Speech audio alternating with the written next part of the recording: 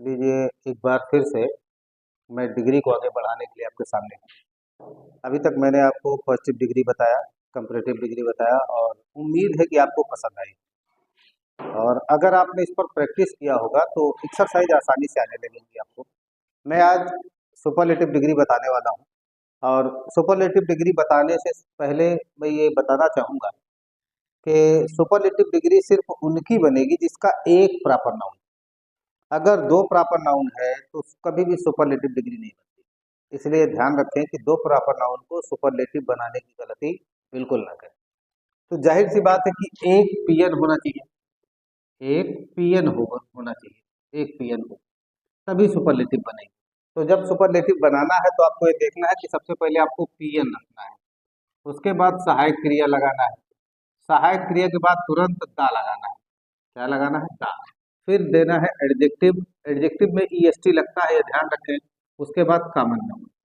ये बहुत सिंपल है, डिग्री में सबसे सिंपल जो है वो है सुपरलेटिव डिग्री। और जैसे no other, no other grain is so rare, so rare as बाजरा।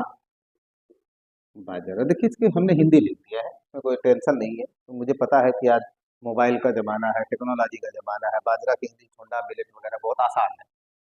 बहरहाल मैंने बाजरा रख दिया, एक प्रॉपर नाउन है मेरा बाजरा, तो हमने क्या किया, सीधा सीधा रखा बाजरा। उसके बाद सहायक क्रिया लगाया इज, फिर लगाया हमने दा। दा के बाद एडजेक्टिव लेना है रेयर, तो हम लिख सकते हैं रेयरेस्ट। और कॉमन नाउन क्या है? ग्रेड।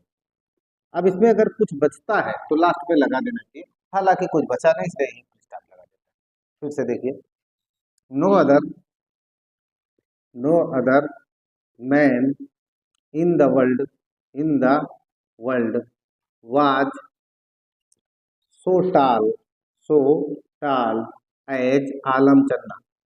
आलम चन्ना, मैं आपको बताऊं, आलम चन्ना एक पाकिस्तान का रहने वाला था जिसकी लंबाई 8 फुट 6 इंच थी। वो अमेरिका घूमने जाता है और अमेरिका की सड़कों पर टहल रहा है, तो जो एक मंजिल पे लोग खड़े थे उनसे हाथ यूं उठा के बात कर रहा है, हाथ मिलाता जा रहा है, सीढ़ी कह लीजिए इसको। बहरहाल जी के पढ़ाना मेरा काम नहीं, ये पहले था। तो यहाँ हमने एक व्यक्ति का नाम लिया है आलम चन्ना, इसी को हम प्रॉपर नाउन रखेंगे, तो हम लिख सकते हैं आलम चन्ना, आलम चन्ना। उसके बाद सहायक क्रिया लेंगे बाज, फिर लेंगे दा, एडजेक्टिव ले लेंगे टालेस्ट, टालेस्ट है क्या? आलम चन्ना मैन। अब कुछ बचा है क्या? देख लीजिए, in the world, in the world. फिर देखें, no other, no other girl is so fair as Soni Patel. तो हमने एक लड़की का नाम लिया जिसका नाम हमने सोनी पटेल रखा, तो हम लिख सकते हैं सोनी पटेल, सोनी पटेल। सहायक क्रिया रखा इज, फिर रखा दा हमने, फिर फेयर में ईएसटी लगाया तो हो गया फेयरेस्ट। और है ये कौन? गर्ल। अब कोई अगर जगह बचती है तो ठीक है, नहीं फुल स्टॉप लगा दी। मेरे हिसाब से सुपरलेटिव डिग्री पढ़ना और पढ़ाना दोनों आसान है। ये हमने इसको आपको देखा, ये सुपरलेटिव डिग्री है। एक और वाक्य मैं पढ़ूंगा, जैसे हम लिख सकते हैं Australia, Australia is cleverer than, cleverer than any other cricket team, cricket team in the world, in the world. अब यहाँ देखिए, हमने एक टीम के नाम दिया ऑस्ट्रेलिया, हालांकि हमारा भारत टीम भी बहुत अच्छी है, मैं उसकी बुराई नहीं करता। तो हम लिख सकते हैं ऑस्ट्रेलिया, ऑस्ट्रेलिया। उसके बाद हम क्या लेंगे? इज द, क्लेवर में ईएसटी लगाएंगे तो क्या हो जाएगा? क्लेवरेस्ट, क्लेवरेस्ट है क्या? ऑस्ट्रेलिया क्रिकेट टीम है, हमने कॉमन नाउन की जगह रख दिया क्रिकेट टीम। अब अगर कुछ बचता है तो इसको लिख दीजिए इन the world, in the world. देखिए, सुपरलेटिव डिग्री बिल्कुल बनाना आसान है, लेकिन अभी तक आपने ये सोचा होगा कि सर ने जितने भी वाक्य बताए उनमें ज्यादातर ईआर और ईएसटी लगा दिया। तो कुछ ऐसे भी वाक्य हैं जिनमें ईआर और ईएसटी नहीं लग पाता, तो मैं उसका अध्ययन करूंगा साथ ही साथ। आइए हम देखते हैं कैसे।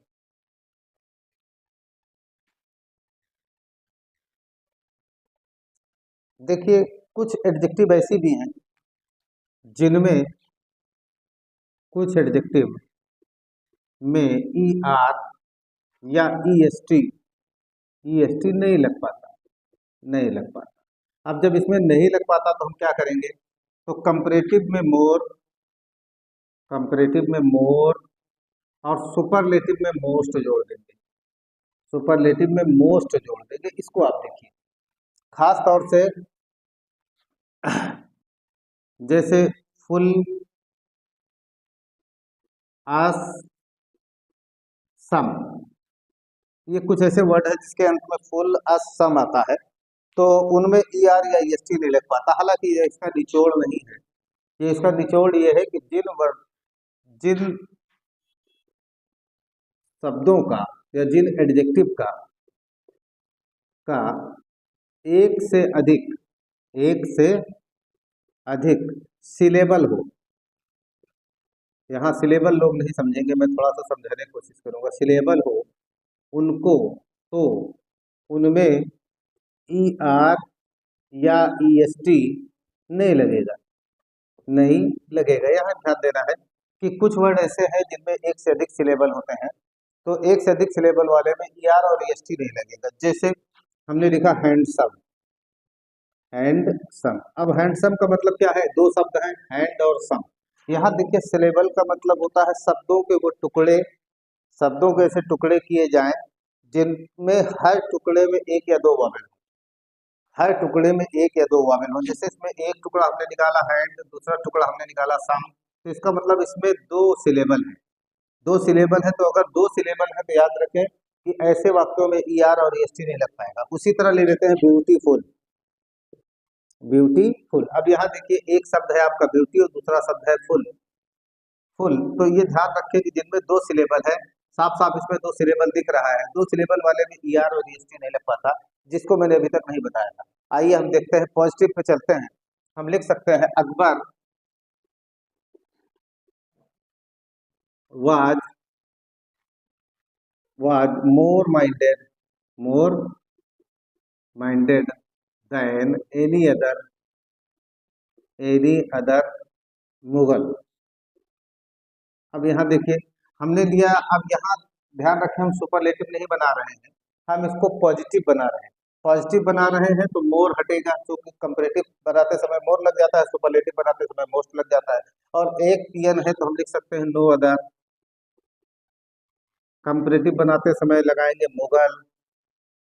उसके बाद स्थान तो है नहीं, एज, सो, विशेषता है माइंडेड, एज अकबर। आप फार्मूले पे चलिएगा, एज अकबर। फिर से देखिए, अगर इसी को सुपरलेटिव बनाएंगे, इसी को सुपरलेटिव बना देंगे, चूंकि ऑलरेडी कंपैरेटिव में है तो इसको हम सुपरलेटिव बनाएंगे, तो हम लिख सकते हैं अकबर, अकबर वाज द, या इज वाज जो भी है, ये देख लीजिएगा, वाज है तो वाज रहेगा, इज है तो इज रहेगा, इसको हमने वाज कर दिया। Akbar was the most minded, minded Mughal. फिर से एक वाक्य आपने देखा, इसी तरह हम लिख सकते हैं no other, no other women in Rajasthan, in Rajasthan was so beautiful, so beautiful as, as Mrs T Som. अब हमने एक वेमन का नाम लिया, मिसेज टी सोम का नाम लिया है, और इसको हम कंपरे पॉजिटिव डिग्री रखे हैं, हम ये चाहते हैं कि इसको कंपरेटिव और सुपरलेटिव में बदल दिया जाए, तो फार्मूला वही रखिएगा। सबसे पहले हम इसे कंपरेटिव बदल रहे हैं, तो हम लिख सकते हैं मिसेस टी सोम, मिसेस टी सोम। उसके बाद सहायक ले लेंगे वाज या इज, क्या है देख लीजिएगा, वाज है तो वाज ही रहेगा, पास्ट है तो पास्ट में ही रहेगा वाज। उसके बाद क्या करेंगे मोर। अब यहाँ डबल सिलेबल है इसलिए इसमें मोर लगा रहे हैं, मोर। ब्यूटीफुल, ब्यूटीफुल देन, आगे चलेंगे any other, any other women in Rajasthan, in Rajasthan. या इसी को अगर हम सुपरलेटिव बनाएंगे तो एक प्रॉपर नाउन का सुपरलेटिव बन जाता है, तो हम लिख सकते हैं Mrs Som, Mrs T Som was the, इसमें मोस्ट जुड़ जाएगा, the most beautiful, beautiful women in Rajasthan, in Rajasthan. मैं ये बताना चाहता हूँ बच्चे घबराए नहीं, और कुछ चीज और ध्यान दें, प्रैक्टिस बहुत बड़ी चीज होती है। मैं आगे फिर बताता हूँ, एक दो वाक्य का अध्ययन कराता हूँ।